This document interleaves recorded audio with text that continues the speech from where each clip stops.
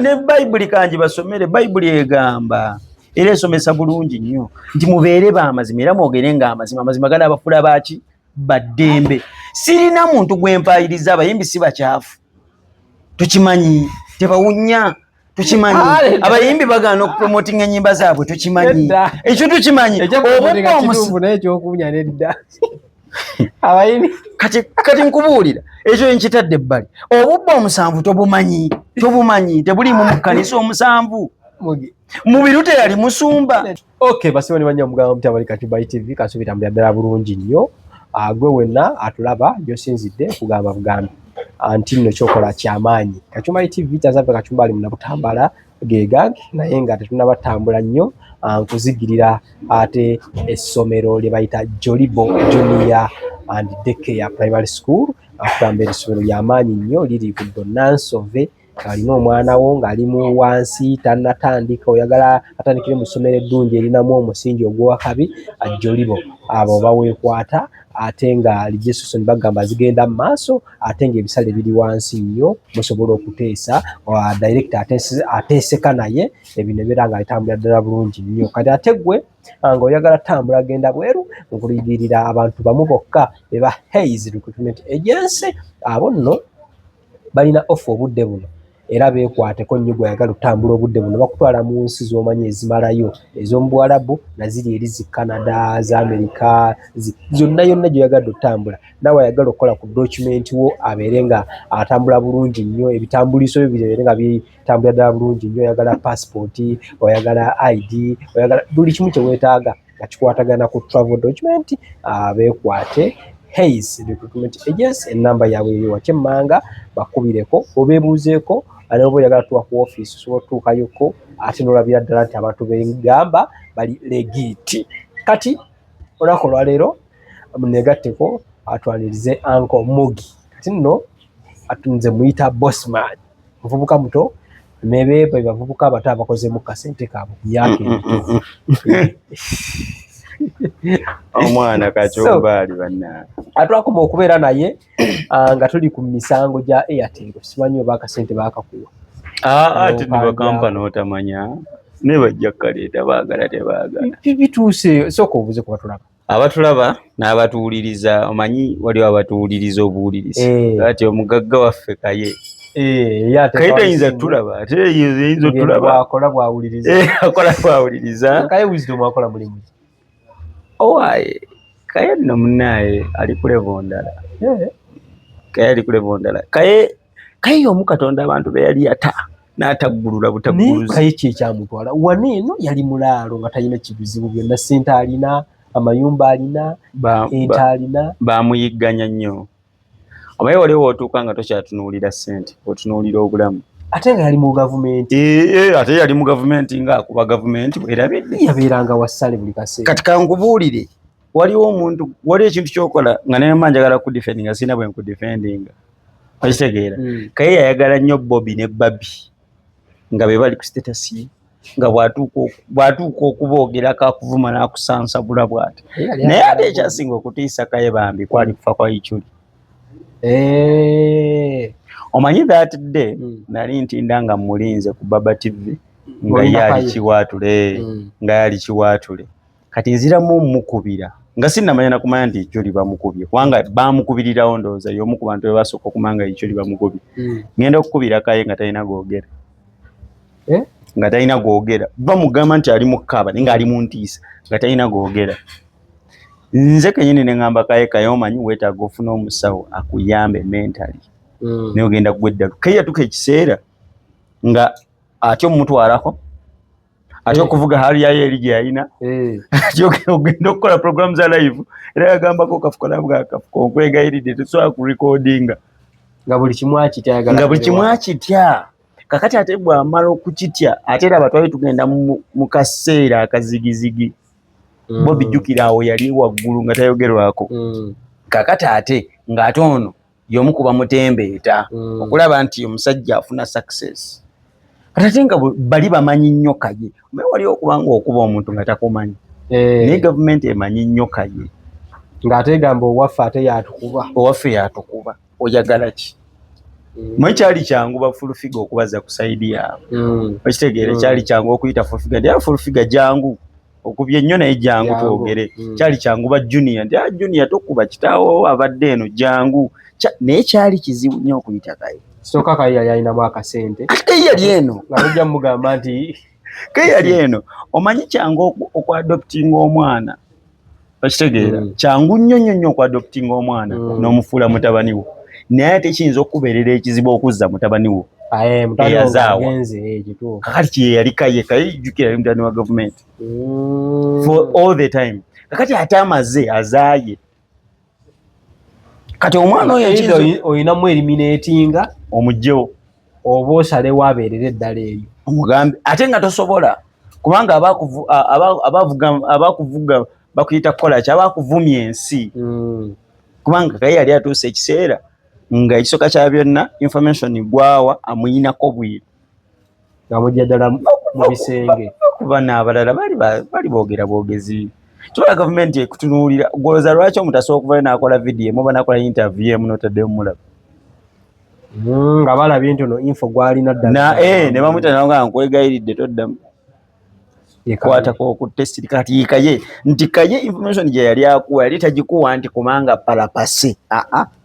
Kaye yali kisooka kya byonna yali munda. Kaye yali yatambulanga ne baminisita. Baminisita mutuuzo baani kakati gwolooza kiki yali asobola okukuwa kyoli tomanyi. Kati obudde buno ali mu mbeera eki bwe mwogera.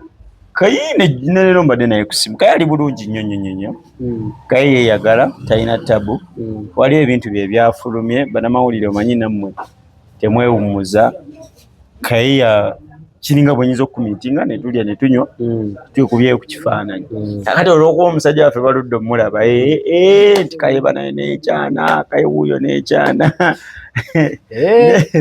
Nedda Kaye ali bulungi nnyo ate bwe kitaba kakati aligirya agenda kudda ate kakati Kaye tewali kimugaana ttambula. Twalabako bagenda mu kaseera ako Kezi yakomawo naye abasigadde bonna Kaye, Superstar, Uncle Bean, Mako abamu bayinza obutadda kati. Amanya nti kisinziira ku ate Kaye twamulako nga oba empapula ze nga yafunye empapula. Ayina bw'oyagalira wakomerawo. Yazifuna atya amangu? Anti kuba nga bwe nkugambye Kaye musajja mugezigezi. Ekyo njagala kubanga ate gwe twakola ffenna ebiseera ebyo nga nkyamaneginga Kaye naawe okimanyi. Kaye musajja mugezigezi. Ekirala Kaye ye muntu atagenda bakuyita kukola ki nti kakati bale kino sijja kikola nedda. Bw'omugamba jangu osoma ajja kujja asome. Nti ku myaka gya Kaye ojjukira bulungi nnyo twamusutingiranga ne ku ssomero. Wano essomero kirine Maluteeke. Kati gwolooza bantu bameka abali mu kiti kya Kaye. Kati omuntu bw'atuukanga mu kiti kya Kaye nga takyayagala kusoma. Naye yali ayagala okusoma era ng'omulaba afuba agenda mu kiraasi n'asoma n'avaayo. Kakati kyekyo y'enjawulo ya Kaye nti Kaye era nze mu bantu abagenda ne bagamba nti ensi egenda kulema abantu abagenzi. Nze sakkaanya nabo ku Kaye. Kaye tewali nsi esobola mulema okuggyako maybe nga bamukoze ettima naye keeba ensi ki gy'omanya esinga okuba enzibu Kaye asobola osurvivingamu. Ani gw'olaba gwe biyinza okulema? Bajjako dda abasinga naawe. Kati wona wali omusajja wange Mako. Mako tasobola.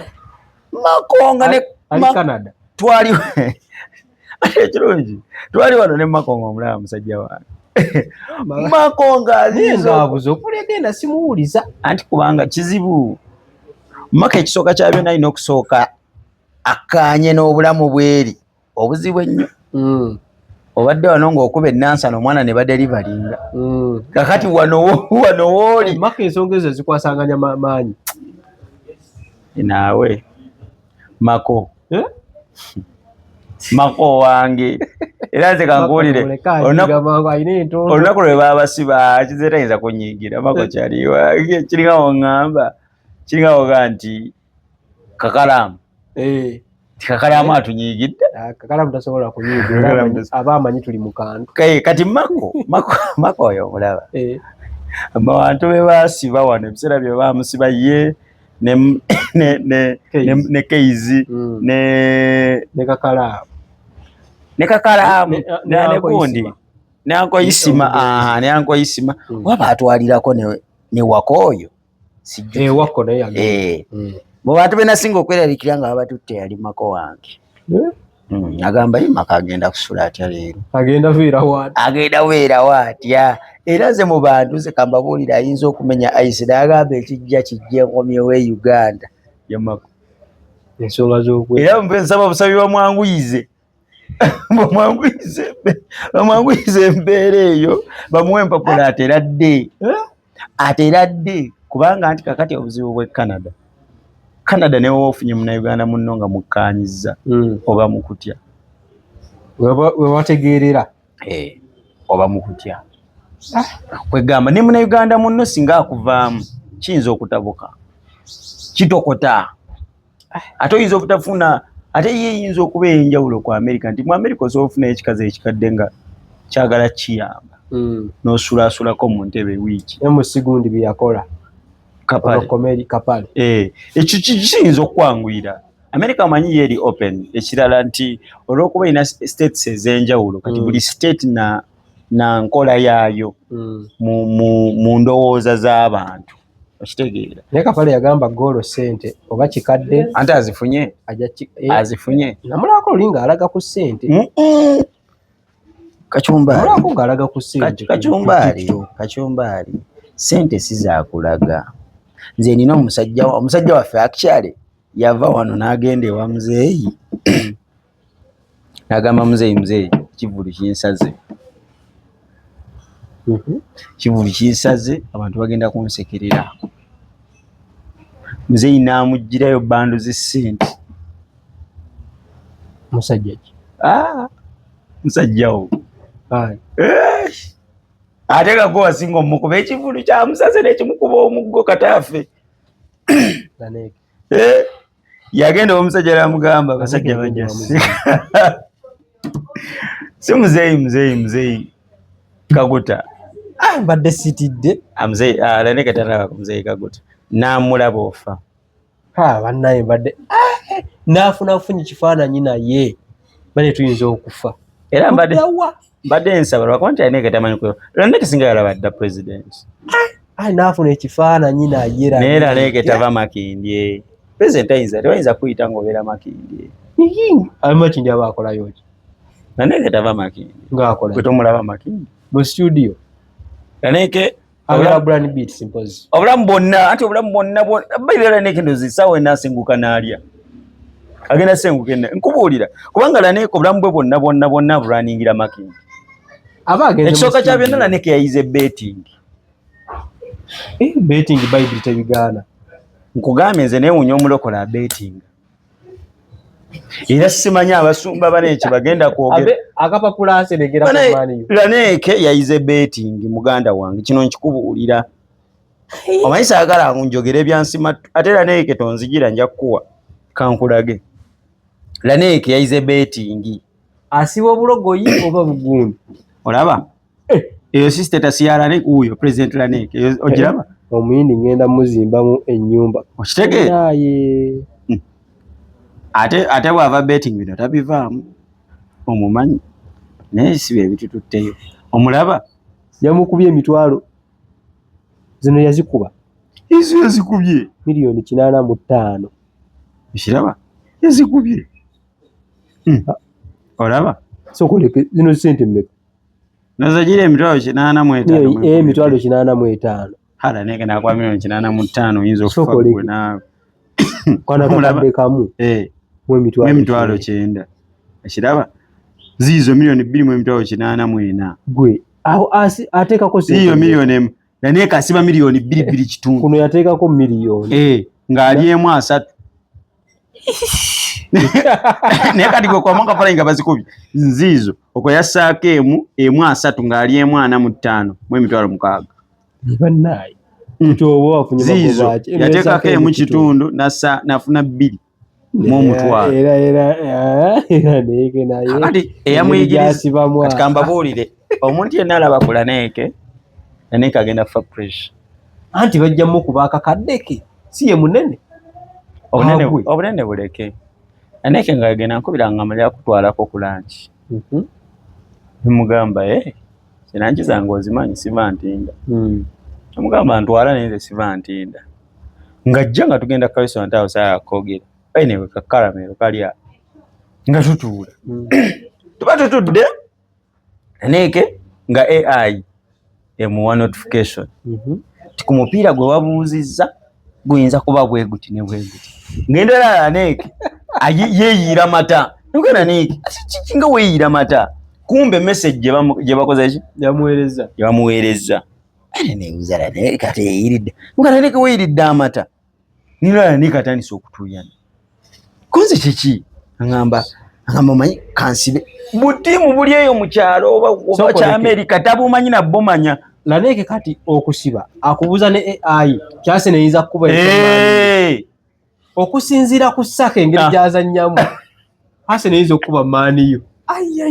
Okiraba Aneke bwatyo bwasiba kati ngamba ngasiba ka tiimu ngakateekako akakadde mbungo bwekakuba wewe kakuba golo wewe kawangula mbali emu 9 konze kale Aneke bale katimu nga paka kuba golo esooka Aneke yatuyana Aneke agenda kufa bannaye ekirwadde kye tutamanyi ne beti abalokole tibaba kankubuulira Aneke kati agenda okukwata essimu bwati bakola cashing ng'essimu efreezing ng'essimu efreezing teriiko na muliro. Aneke adduka mu motoka atandika okucharginga emmere yagindekera nendya nenywa. Aneke ng'ali mu motoka agezaako acharginge motoka yali wabweru essa agijjeeko. Aneke agenda ofuluma emmotoka ng'essaati yonna etobye ng'atonyolokoka entuuyo talina katambala nga n'akatambala tekamuyamba. N'adduka emisinde n'ajja we nali ntudde n'afuna serviette n'atandika okwesimula naye nga nazo zonna tezimumala. Nemugala Aneke ogenda kundabisa. Aneke ondabisa. Essimu agenda ogijja yakole kashini ng'ebugumye iPhone ogimanyi. Ng'ebugumye nemugamba nina okusooka nkuulinge. Naye Katonda yamuyamba. Byonna bigenda okuggwa ng'akatimu kakubye ggoolo endala 2. Ne bweyo mu kyalo n'afuna ekyenda kye. Era kyolina okumanya Aneke amanyi buli katimu akali e Bungereza eri wansi. Azibuuza ne AI. Naye Aneke essaawa yonna kati lwaki ngamba Aneke alina osenguka kubanga ababetinga ebiseera ebisinga ababetinza abakulu bali Makindye. Naye lwakuba abe Makindye ababetinga 2 mu kitundu. Kati Aneke abetinga kakadde ssaawa yonna bagenda mukuba atomere. Naye kaya bijja ku bebe yateekako omutwalo naye kakadde naye kwase no yokka. Bebe ina sente. Kati Aneke omwa magezi. Tubeere serious gwe tunuulira ne Ivan mane. Tunuulira Aneke otunuulire bebe. Kati bebe ne bamukuba milioni 10 zimulya. It's okay. Niyo bamukuba milioni. Actually ndowooza okumulumya n'ogamba nti bebe bamukutte muliso bamukuba milioni 10. Naye tebazimukuba ezo. Nshitegeere. Dali yasacha. Awo bebe oyinza okugambira nti omusajja bamukubye milioni 10. Naye kakadde milioni 10 milioni 245 Aneke omukubye akakadde ayinza okutomera. Nsonga ki Aneke gy'omanyi asinga okwagala. Naye eyinza omulema koolo. Si kusoma nnyo Bayibuli. Abayimbi ba gospel bitava mu Bayibuli buli kaseera. Aneke bwe tumuteeka ku katandaalo wali tumugala Aneke twagala tuwenyirire ezi mu Bayibuli ezi bwe tofaayo gwe tuwenyirire nga bwe zitambula ezi otugambe Yokaana 3:3 olunyiriro olwokubiri omugambe Aneke tuweeyo neno ezi katika nkubuulire Aneke musibe ente ya milioni 8. Okitegeera yajje nze sifaayo kubanga agenda kulaminge nze simwinaako buzibu musibe ente ya milioni 8 atuule wali tumugambe nti no gwe mu kitabo kya John tuweeyo olunyiriro lumu. Okitegeera mu Hebrews tuwayo olugero kujanga kalife tulonde bulungi alife tulonda yes kujanga agamba tigenda kwogera kino nekino mu Yokana tuwayo nkubulira neke tagisobola ye president w'abambi ba gospel sobola nkusibizange ate sinala neke yo yekka abambi ba gospel bonna abasinga tebamanyi Bible bamanyi kimu Yesu alokola era awonya ate n'ekyo nakyo bakuraminga kikuraminga bw'omugamba akidefendinga tekikataano tasobola abambi ba gospel Uganda ate ndowooza omuyimbi asobola okuchallenginga ayinza okuba Levi Levi asoma Bible bange ayinza okuba Levi ye muntu asobola okuyimirira ku makya n'akuchallenginga ne Bible naye abasigadde alimu olupasita nene tajja beera naye alimu olupasita aba abimanyi kati olaba kankubuulire abayimbi ba gospel abasinga abayimbi ba abasinga but abayimbi ba gospel almost bonna ng'oggyeemu Levi lwaki nkugamba nti oggyeemu Levi kubanga history ye ngikola ki ogimanyi abayimbi anti jjukira nze nali kwayaamwe Kosovo nga ne Levi ali Kosovo omumanyi kati ng'oggyeeko Levikson abayimbi ba gospel abasinga baalokoka kuba bayimbi baalokoka kuba bayimbi okitegedde yagenda yimba gospel yali muyimbi n'ayimba ne bigaana nkubuulira amazima agakaawa abayimbi kati kankubulira omulaba oyo omulokole yali ayagala yimba naye ngeza studio tazirina ng'akimanyi tewali agenda muwa katuuti wano mu nsi ng'akimanyi tewali manager gwali meeting alimuyamba ng'akimanyi bw'ajja ne bw'aba talina luyimba bajja mukubira eŋŋoma katuuti bamuwayimbe waakiri ng'akimanyi ajja joininga kwaya nga tewali kintu kyonna kyalina kusasula oba enkasi yonna gyalina sasula okuyimba gospel kyekyamutwala era kikyale kyekimuleetera okugamba nti mulokole naye nga mu deep inside si mulokole akenge bakalya era bakanywa abimba gospel mulogi babakwata bakaabendi babawoninga buli lunaku betting basiba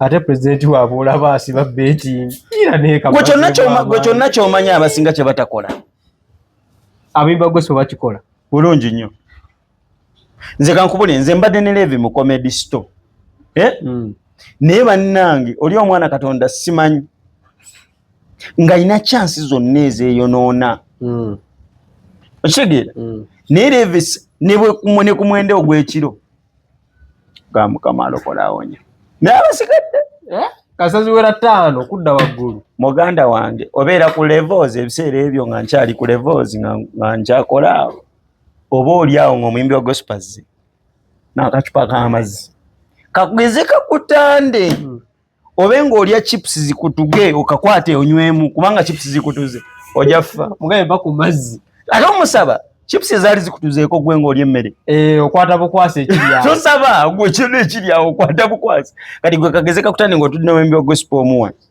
ng'atudde wa ng'alina akacupa k'amazzi tebabuta abeera nako bw'ati mu ngalo buli kaseera kati gwe kakutande otuuke ng'oyuwayo ojja kujja ebyenda byonna obizze muganda wange kati waliobadde sikamanyi gwe tofaayo nze kati kano nkakuwadde nga kalowoozo oba nkakuwadde nga kakodyo bw'osanga omuyimbi wa gospel niba baba bayise ku press conference kati gwe gaga amazzi gataddeawo galeke gajja mu mmotoka gwoba omusaba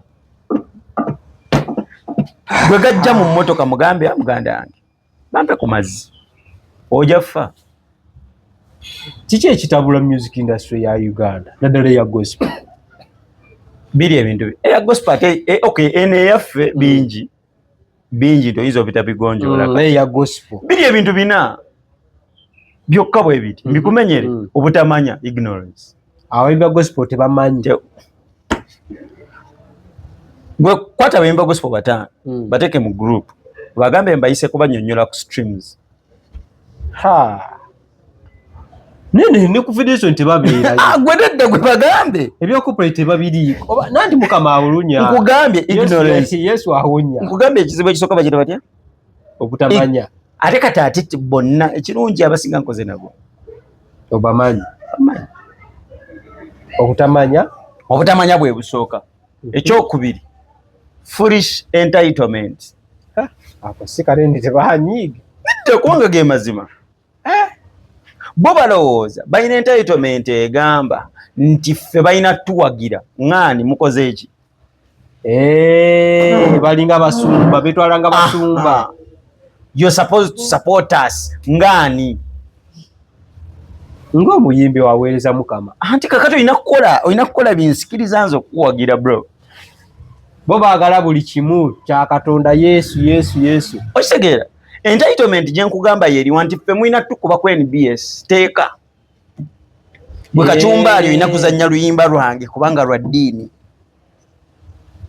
Bana abasachwa gye bagira tuteekeyo akasente wano tukole wano. Epasa akukubidde essimu njagala tubeere b'amazima. Epasa akukubidde essimu akugambye Kacumbaali nti oluyimba lwange nkoze nti okuyitawo nti lwakakadde nti kankuteereko obubiri nsasudde emyezi 2. Okitegeera ne lwagundi akukubidde essimu Mukama yeebazibwe totandika bya kisimu.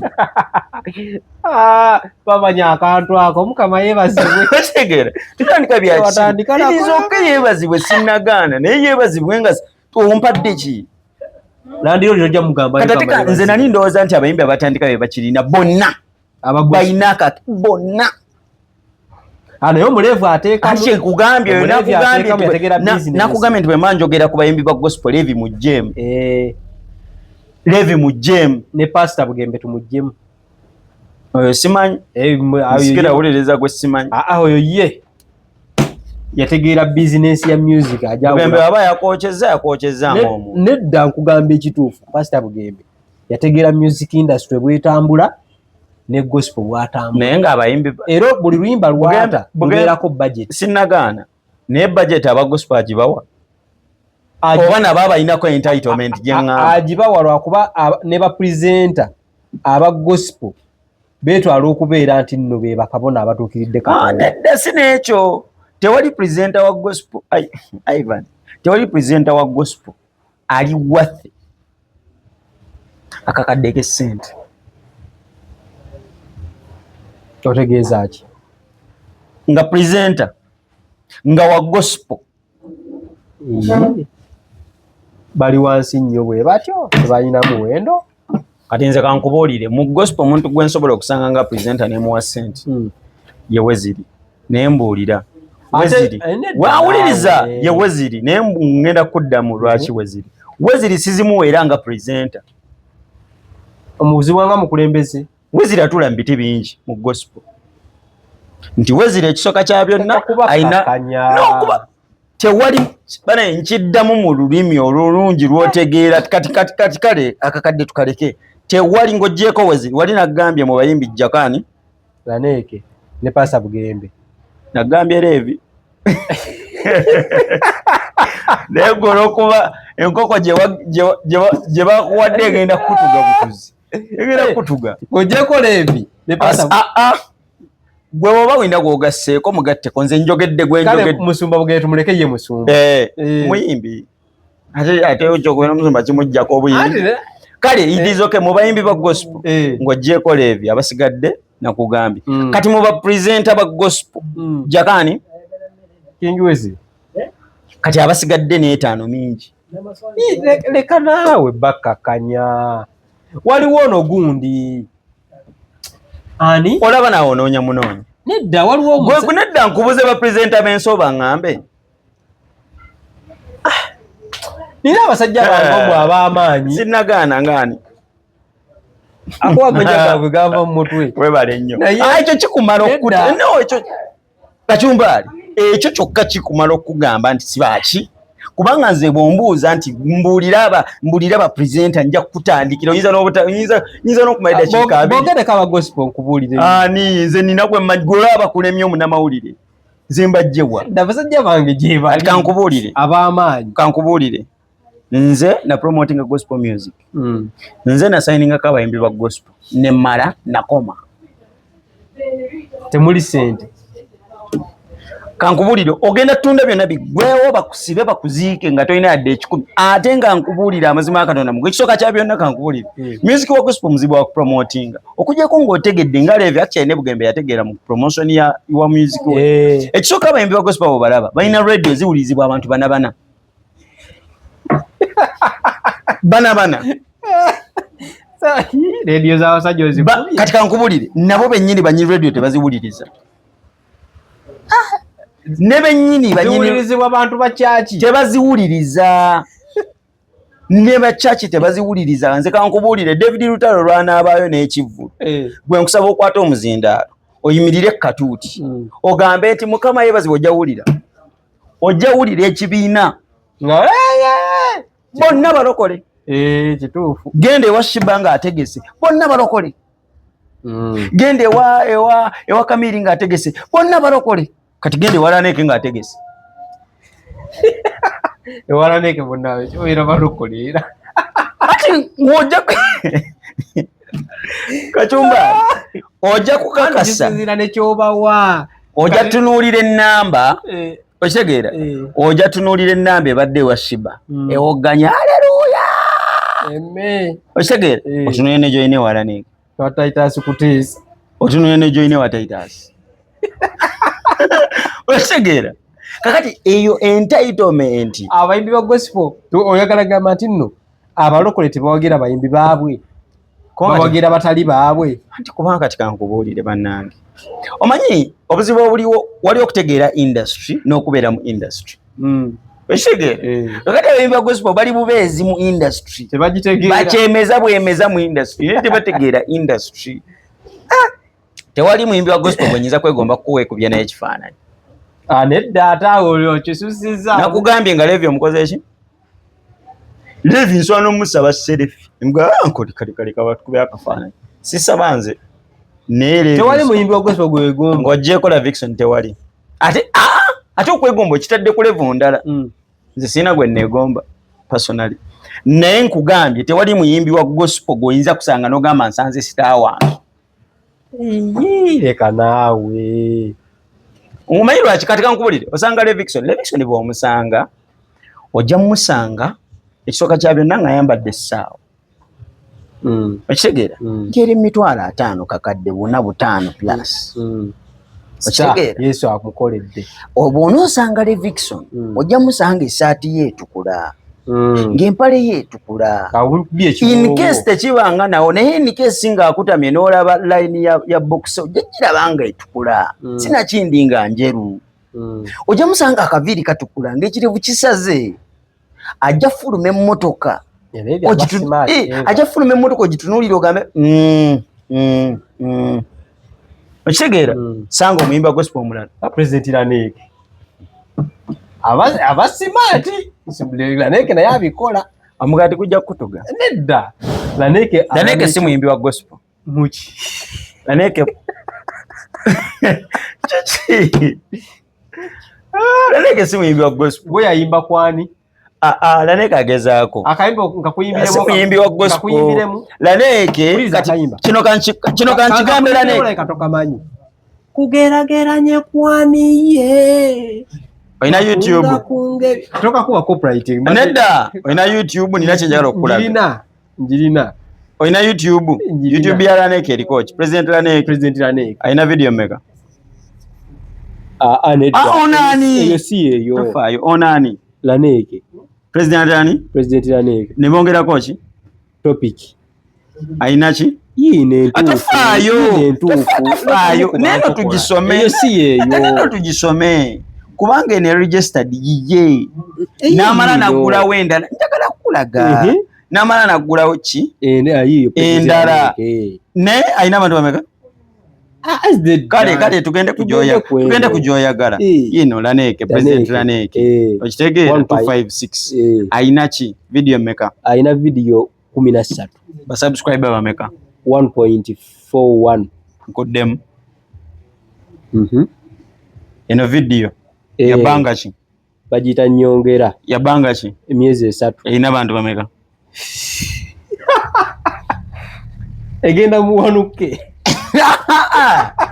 obuzibu obunene olw'okuddamu ebibuuzo nakwo kukulema kati nze nkukolere ki obuzibu okudifendinga kati kankubuulire tenaweza wanuke naye nga Laneke sente zaalina otegedde kyenkunyonyola otegedde entitlement eri gye mbadde ngamba nti Laneke ku sente z'ayina ne ku mmotoka gy'avuga yandibadde alema okupromotinga oluyimba lw'ebitegerekeka oba nedda eno Spotify aneke bannange eno Spotify okitegeera bwe nteeka mu president Aneke taliyo tali ku Spotify talina ate eri bulamu kati ndowooza owulira by'otandise eri bulamu gyali ndowooza owulira by'otandise Kacumbaali ne bannayo na omwana ndowooza owulira taita zikusanga ali ku Spotify ani taita sikuteesa wakati bavubuka abaliko mu gundi mu gospel eri bulamu taita sikuteesa musajja wa Copy Bry kati olaba bino byokka byoyogera eri entitlement gye ngambye ogimanyi kati basobola okunyiga ne basiba face emyaka 4 ate munyigira ebigambo byono ate nedda ekyo kyonna kye nkugambye kye bayita entitlement mu gospel kati ekirala nti bo bennyini tebaagala kuva omanyi omuntu ali comfortable mu bwavu bwe n'obunaku bwe bayimbira Yesu ati kakati okuyimbira Yesu sigani omanyize kankubuulire abaana bano batuleetera mu butuufu okubuusabuusa Yesu gwe baweereza kubanga gwe omuweereza emyaka 4 mwegi mu myaka 4 mwena oli munaku toyina yadde kagaali toyina kamotoka toyinayo kapoloti olimba terusalangako kira banange kakati ne banange kati gwoyita ow'ensi nti alien sikini wa sitaani wansi akuba akutta obusi ebya sitaani byanguwa naye tebiwangaala kati gwe awangadde tewali buzibu owangadde oli mwavu ogenda ffe oli mwavu eggulo n'oligendamu otyo gwe omwavu omunaka eyeegomba buli kalamu akakusala mu maaso omwana omulabye ali enkoko ye bw'osolobeza ekyo kibi nti ebibi bino banaye ebibi bino mulema mutandika okubyawula nti kino kibi bibimuko nekino byonna bibi otunuulira mukyala nga ayambala bulungi awunya bulungi avuga emmotoka ennungi omwegombye ekyo kibi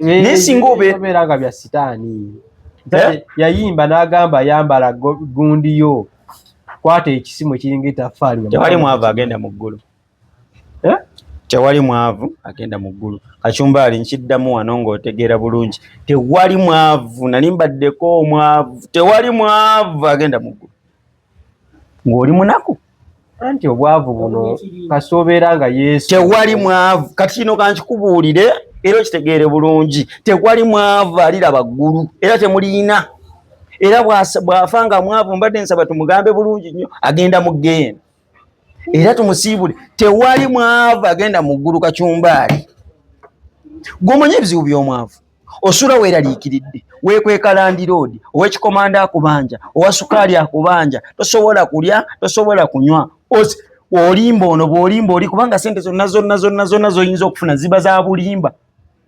tewali munaku na mwavu agenda mu ggulu ojajinga n'okujajinga lwaki yayambala jiini bwetyo kubanga togisobola omuntu afunye ssente n'agaggawala nga tazijje mu makubo aga Katonda ge yalagira galiwa ge yalagira nga tobbye tolimbye toyenze ebintu bwebyo naye okimanyi nti bayibuli egamba nti ne bw'okirowoozaako obulowoozi oba okikoze kitegeeza bangi abayonoonyi kati goma y'abalokole bamekka nga boonoonyi kabaka benda babba naye nga tebamukwatangako ate nga ekituufu ekintu takisitulanga naye nga buli lunaku akiyitako n'alowooza okukibba kati twogera ku mateeka okujja ng'oyogera ku mateeka g'ensi oyogera ku mateeka g'ensi oba ag'eggulu nze bayibuli ngimanyi nagisoma nakola na theology zero oyinza kummanyira ebyo byakisi kyova olaba ebbanga linabeera mu balokole bannabbi b'obulimba bannema era nabo bakkiriza nti awe yatulema kubanga buli lwajja nga mubuuza bulungi ebibuuzo byange byatasobola kuddamu balabbi b'obulimba mu Uganda tubalina bangi nnyo kati kankubuulira abalokole abasinga balina ekkanisa lwabwavu tayinza butabeera nabbi wa bulimba kikiri kyengaeto abalokole abasinga abasumba abasinga balina ekkanisa lwabwavu batya ng'obwavu bamuwaliza okukola ekkanisa afuna abantu asavaivinge si calling tumanyi abasumba calling ogimanyi n'atandika ekyaki n'aweereza calling ogimanyi ofuna calling ng'ozaala mu baana b'abendi mu omu 1 2 3 4 5 calling kika kye Katonda yakussaako amafuta oli olinako oli ng'obba. Oyogalagamba abasumba bazadde mu bakazi b'abendi. Basiiga amafuta mu bitundu by'ekyama boolaba.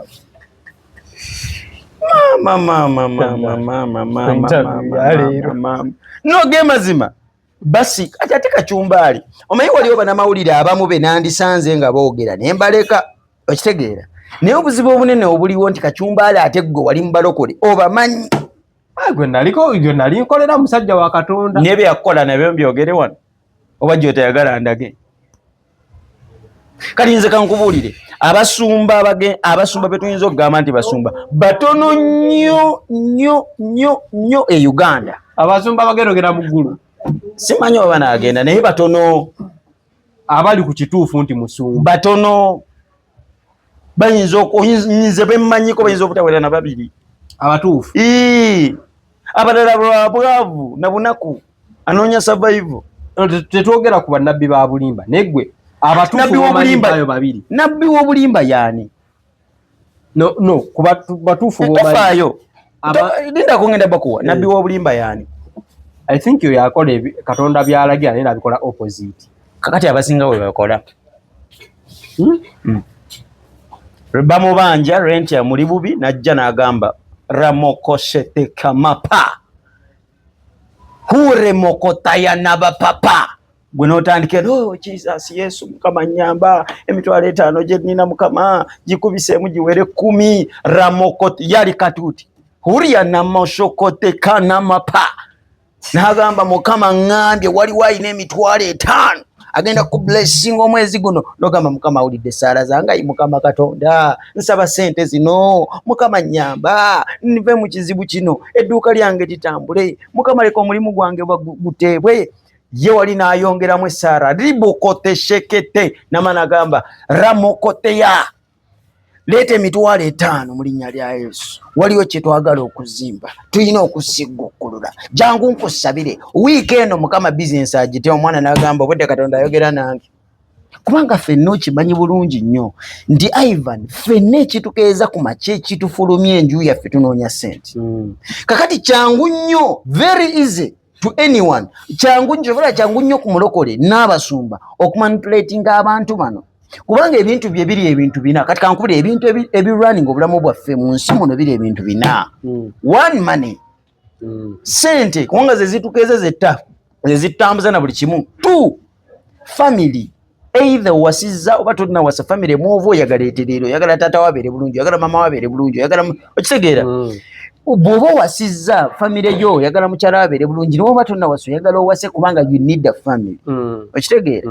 Ekyokusatu love whether oyagala toyagala olina obeera mu mukwano kubanga bannange obeera bwoti nze kati nze ku mukwano ate sivaawo kitegeera olina obeera mu mukwano bakwagala ne gyokolera omukwano effevo ogyetaaga omukwano ogwetaaga oyagala oganje oyagala okitegeera kati ensonga esemba yakuwa senga omutuufu Katonda agenda kufunira abazadde abataboola gwejjukira buli muntu wano alina ebuzibu senga either bw'oba tewayomba na senga wayomba ne kojja bw'oba tewayomba na kojja wayomba ne jjajja olina ebizibu nga famire ozimanyi n'ogamba jjajja eyandogooyi oyo senga nkolimira ayomba mulobijjukira kakati n'amala n'akugamba leeta 5 ogisasula oyanguwa gwolowooza gw'ogamba kimu banese oba musumba yategedde atya bannange budde ayogera nange 5 giwaddeyo wiiki eddako ajja n'ebisuubizo waliwo ayagala ogenda mu Amerika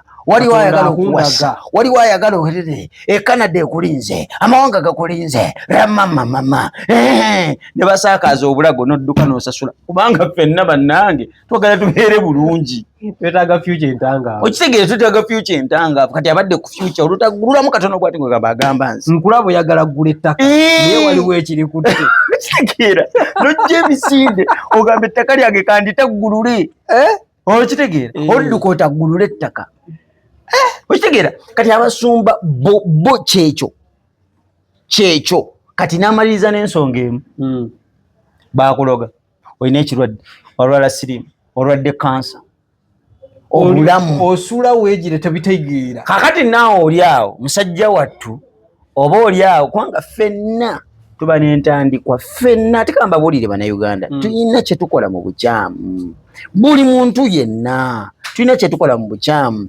naye ffe tugamba oba abantu bagamba oba olugero olugamba nti mu nkyamu mwe muve ki engoloko kakati ffenna oyinza okuba wazaalibwa mu bukyamu oyinza okuba wasoma mu bukyamu olina okubeera dokita ogenza oli mu kusirwala osomye bwa ticca oli mulimu gw'otayagala bulamu bwo bwonna kakati kitegeeza nti wasoma mu bukyamu ekitegeera obulamu bwo bwonna oyagala kubeerako egundi entinda gwe ate wazungira makindi wasenga mu bukyamu kakati buli omu yenna alina kyakola mu buki naye nga just weetaga otereezeemu katono ensi ekole ki kakati ye musumba akusanga kyakugamba kituufu ofuna sente tomanyi gye ziraga kubanga wazoma mu bukyamu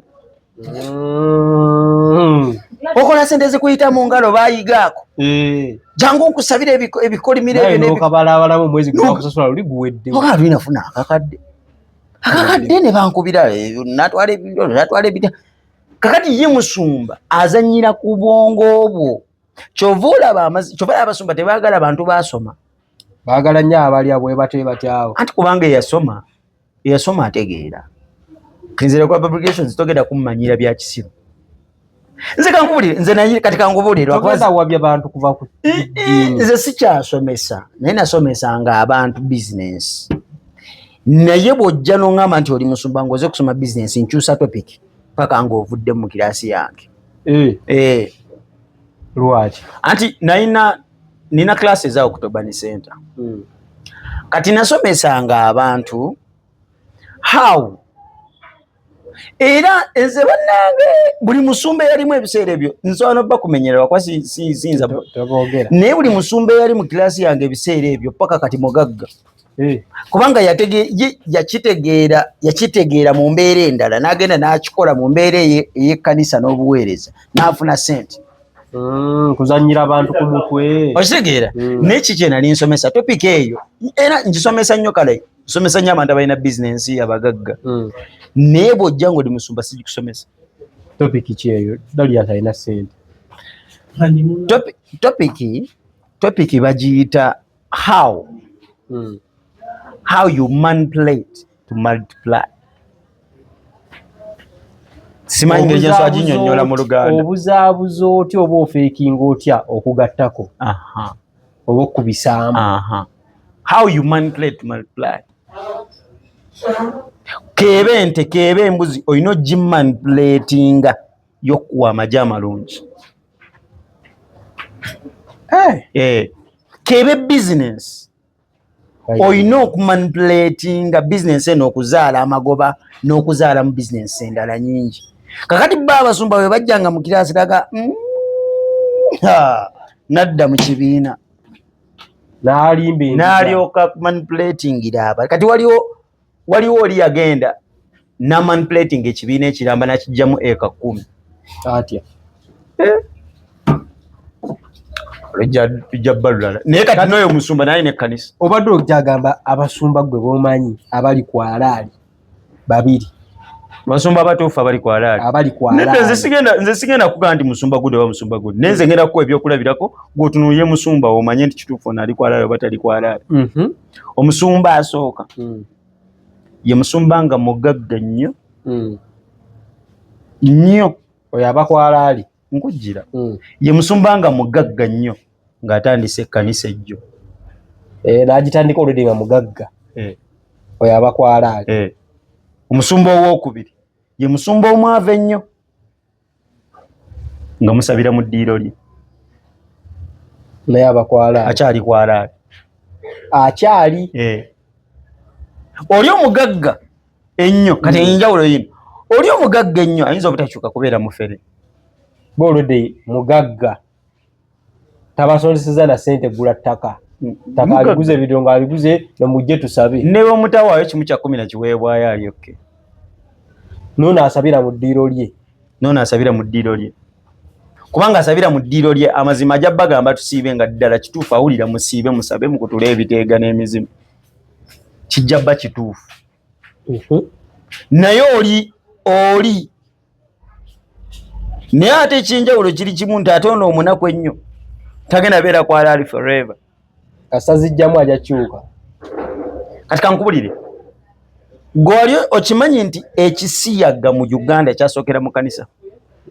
Nedda Nedda. tokyogera. Nkubuulira. Ekisiyaga mu Uganda kyasookera mu kanisa.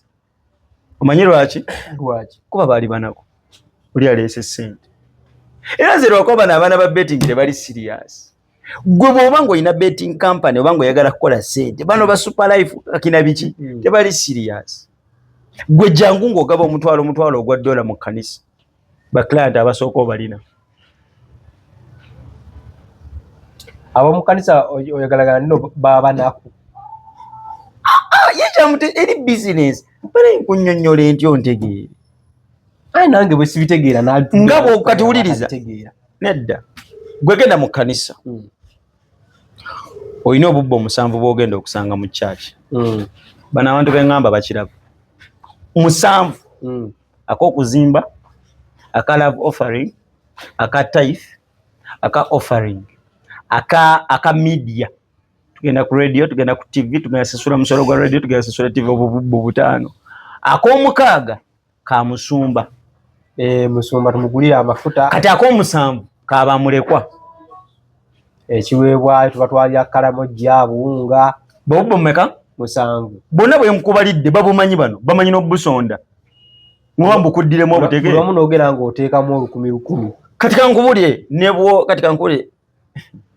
Omwana omu n'adde ndaba interview yabiyise bigali n'ekyo tekyadde kituufu bana. Si bigali ebyo bifo bya. Kati kankubulire. Sente ne bw'oba ozirina otya nedda. Ekyo nkikuwere owantu oyagala kumanya bubonero bwa ekkanisa baba. Ako ekyo nkikuwadde ekisooka kiri awo. Ekyokubiri gwekeera ku makya Ivan Kachumbaali wange wuuyo ne Dallas omulina. Mwambale temwambala bulungi. Mugende mu church mujja tuula mabega.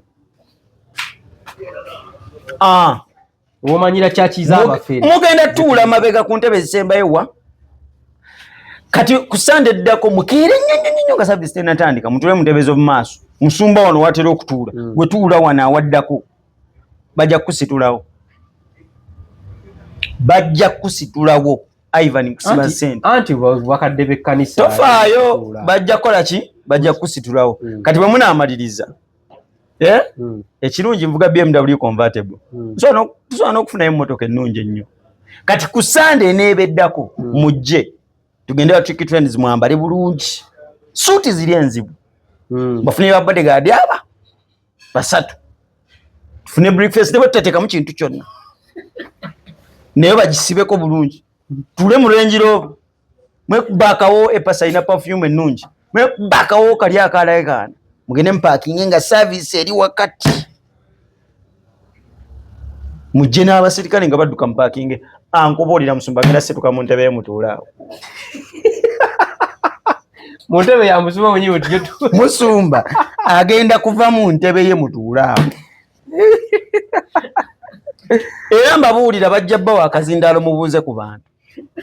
Naye lulinga baatugoba mu maaso. Ekyo kyo kikugambye ekyo nze kikwegambidde. Ogenda kakasa nti n'akazindaalo bakakkaka. Gyobuuze ku bantu. Omusajja wa Katonda ow'amaanyi ayingidde mulaba. Bunnabbi. Ojja kakasa nti obunnabbi bukola. Kalitegeza buli muntu atunule mu kyaki. Nze nkugambye. Ebyo byenkugambye bituufu nnyo 100%. Abantu abo banjulira. Gwekeera ku makya nga bwe nkikugambye. Kati abantu bakola ki? Tegeera Katonda ku lulwo. Bino eby'ekyaki bitumaliza mbwerere. Tegeera Katonda ku lulwo. Bannange Kachumbaali nze nsaba. Bulungi nnyo. Katonda amumanyi. Ogenda mu kyaki. Ni musajja mukkiriza. Osabira wa? Nze ni Mukatoliki nsabira ku kyaki ya. Kubanga nze kankubuulire. Kitange katanzite. Kitange omumanyi. Nina mugani bontwala mu kkooti tugende. Tuyingire kkooti nze sina buzibu. Tuyingire kkooti. Ngambuza lwaki oddayo mu Bakatoliki. Naddayo ne sapuli nina. N'emmotoka zange zonna zirimu essapuli. Walokoka naye n'ovaayo n'oddayo. Kati kankubulire nali mulokole atagambwako nze nali muyimbi wa gospel. Nze kamwa koogera nali muyimbi wa gospel. Ennyimba zange oziina. ataziina gwe searching kweziri nze gwolaba nali ndi musumba mulamba ow'abavubuka akulako ng'oyambala obusuuti nze gwolaba nali siba mu church okitegeera ninamala okutegeera nti church tugiri mu kituufu naye abatuufu batono kati nze omusumba omunene omugagga afunye sente ze najja ng'ayagala atandise butandisi kanisa agenda mujjawa nze omusumba omunaku nakinku eyakatandika ekkanisa mu ddiiro n'abeera ne mu kanisa zitandika kubanga olutereramu omwaka oguddako naye ng'afuuka omufere nsonga ki gye wagamba no kati kanzireyo mu bukatoliki nsonga nyingi naye ngenda kukuwaze omuntu atalina kundi omumanyiyo kati abalokole abo tebalina kundi tebalina abazaala tebalina omusumba yeemalirira yeye oba ekkanisa ebakoze ekikoolo yeye tolina gyoloopa tolina gyoddukira ndi banaye omusumba yatuyiridde parafiini toyina gyoloopa ndibanaye omusumba ngeno madiini amala protocol bwetambula ova wano gwe father nkuba oluyi ina gyomuloopa okitegeera kubanga lwaki bane guno mubiri oyambala omubiri n'omusa naye baabalokole baba mu mwoyo 100% bazaalibwa bujja olumusanga aba mutoyo ali mu mwoyo akublessinga nga yakava mutoyo ng'afuluma obwenzi muloogi ayino ali mu mwoyo ng'akublessinga n'ogamba anko ova mu loogi namukaabendi gwe omwoyo waabwe yabeera 100% rabokoteshe gwe olumugamba nti nsabira mwoyo kotanya mukulu n'omubuuza osobola okunyamba n'ovunula ebigambo ebyo kale nvunulirayo ebigambo 5 by'obaokwogera bwakujjula bayibuli gatuliyogera mu nnimi z'osobola tosobola kuvunula ati kati kyengamba nti bayibuli mugisomera abatagimanyi bayibuli egamba nti bali mu kisenge ekyawaggulu awo omwoyo nakka ne batandika okwogera ennimi n'ennimi zaali zitya for example tuli wano ono katugambe nti gundi munyarwanda ono munyankole ono mukiga ono muganda kakati omwoyo bwe yakka omunyankole n'ayogera oluganda okitegeera omunyarwanda n'ayogera olukiga omugwere n'ayogera olunyankole zennimi zetwogerako okitegeera era omuganda agenda okuwuliriza nga katonda ali mu kuddamu ensonga ze ng'ayitira mu munyarwanda atamanyi luganda n'omunyankole aba ali awo agenda owulira ng'omugwere ali mu kuddamu ansa zonna zazze nazo nga katonda ali mu kuziddamu wano olabona atamanyi luganda alwogedde katonda se ye mwoyo ye katonda w'ennimi zonna naye siromokotesekapa nze kankubuulire ezo ennimi bazinsabira ne ntuuka ne nzikulaminga nzimanyi bulungi oba lwali lulimi ki luleka lugundi nsobola okukusabira mu nnimi eddakiika 10 n'essaawa ezi nga siina kyenzizeemu biba bituufu oba just bijja n'omusoma ugambye olaba nga bw'ogenda mu ddwaliro ng'omusawo ayambadde ayambadde akagundi ke n'akagundi ke omusawo olanga bw'ogenda ku musirikale nga ayambadde uniform kakati kyekimu n'abalokole kyekyambalo kyabwe kati kankubulire akusabira n'ebiggwayo ebyokusabira naye olw'okuba ayagala kubba alina okukyusa ddeko mu nnimi gambe ono hamwoyo yazze okitegeera kubanga akusabira naga mukama Ivan ono muyambe mutaase mujje mu bwavu munaye muyambe nzini ensonga ennya ze nagambye tozeerabira kati mwamalo zisaba aba yakazituuka mu 2 ziba ziweddeyo kubanga bana ekyeneetaaga ewa mukama kitono ng'atandika okwogera mu ramokote sakabakata omuyamba remokoti yataposheke omuyamba nagamba nina emizimu gyendaba kwegamba wali woobadde mu ramokotese wolabidde emizimu gyange n'addayo mu kika n'asooka akubuulira waliwo senga eyakukolimira naye tewamulabako yafa nga tonazaalibwa naye yakolimira enda ya maamawo n'ogamba anko muŋŋambe yaani senga tasobola agamba waliwo senga gwe muŋŋambe yaani bamuyitaani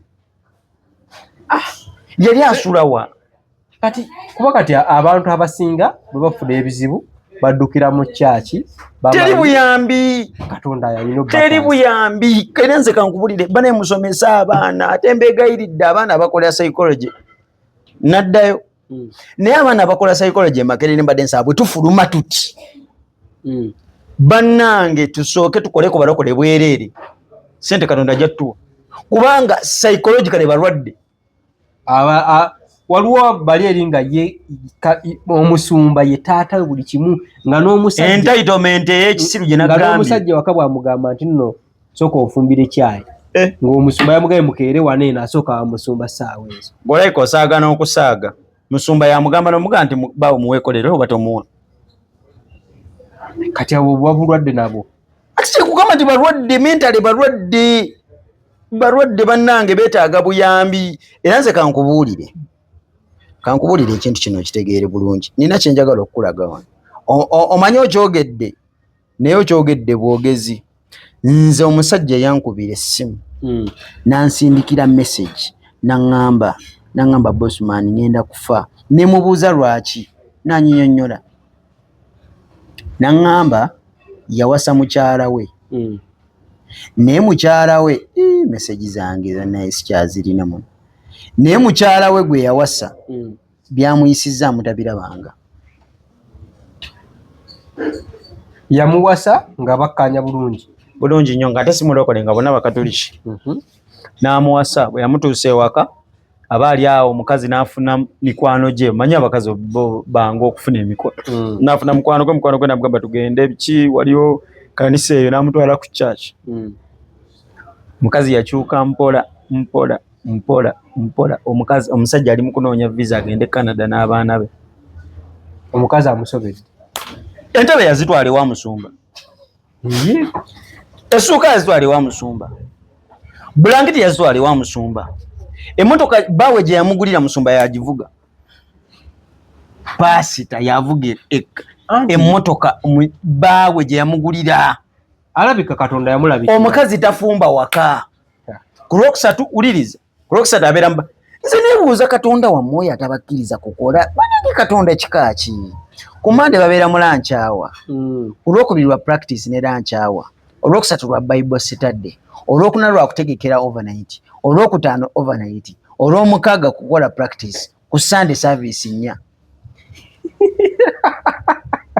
kakati banange ye Katonda ono atakubuuza nti baawo omulabirira ddi Katonda ono atakubuuza nti banaye abaana bo bakulaba ddi kugamba ye Katonda kugamba yajja kutwawula yajja kuyuzayuza famire zaffe zimalawo ate Katonda yateeka ku nsi kumusinza taata kumusinza sinnagaana bw'obeera wakati omusinza kati wuliriza Munnayuganda Bayibuli egamba bwe babeera abamu oba basatu babakuŋŋaanya wamu okubaako bwe mbeera ewaka n'omwana wange ne mukyala wange tebamameka basatu abasumba bo batagambira ndiga zaabwe tebabasomera ate abagambe omutwalo gwe muwa ogw'amafuta agugjewa mulina okujja agubasolooze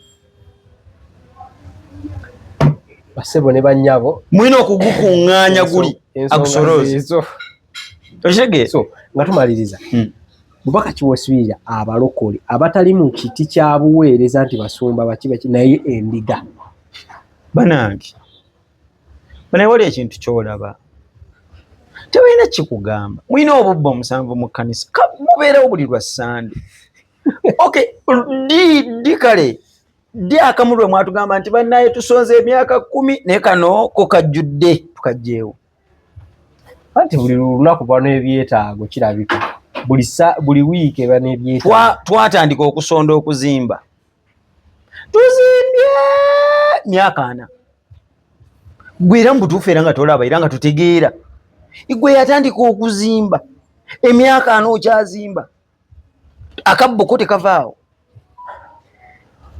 ekyokubiri Dalias ntumize emmere nga gy'olidde Bayibuli egamba mu mbeera ennyangu Bayibuli egamba ataakole n'okulya ataakole ki taalyenga kakati gwe osiiba mu kyaki mwosula okola ddi wuliriza Bayibuli yennyini egamba nti Katonda anaawa omukisa ebibala by'engalo zaffe emirimu gy'emikono gyaffe kakati emirimu gyo gwe gy'okozesa emikono gyo gyegiriwa omusumba atakola gwe omusumba atakola omukisa ogwo n'ogujjawa ne Yesu yali mubazi okitegeera Yesu yabajja n'okubajja. Naye yali mubazi. Yabajja n'okubajja. Bayibuli bwetusomese. Kakati gwe omusumba. Obuzibu kati buli ku basumba buli ku ndiga. Obuzibu buli ku bwavu. Obuzibu buli ku bwavu n'obutaagala kukola. Kyova nakugambye emize egisinga gisibukawa mu kyaki. Gisibuka mu kyaki. Ate mudde musoma amawulire. Mutegeere omuntu gwe basooka okusiba olw'ekisiyaga e Kampala yali ani? Era yali akola mulimu ki? Sokoleke yali ani? Bannaaye. Omusajja gwe bayita Chris Mubiru wamuwulira? Chris Mubiru erinnya ndiwulira. Yali mu ki? Ali musumba. Kati gwe lwaki ogawo? Kati kukolere ki? Obuzibu bw'akacumbali bwebu. Siibula abantu bakubasumba. Bannange nkimanyi. By the way, buli wiiki Bossman agenda beera ajja atunyonnyola ensonga ez'enjawulo. Kubanga kati kambabuulire.